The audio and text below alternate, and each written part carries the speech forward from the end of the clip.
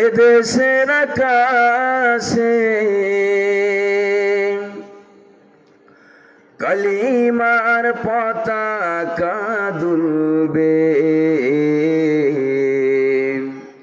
সেদিন সবাই খোদাই বিধান পেয়ে দুঃখ বেদনা ভুলবে। কথা বলেন ঠিক কিনা? সেদিন আর রবে না হাহাকার,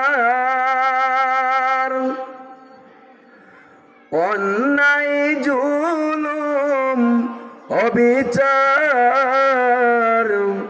চলবে না, অনাচার দুর্নীতি কদাচার সকলেই শান্তিতে থাকবে।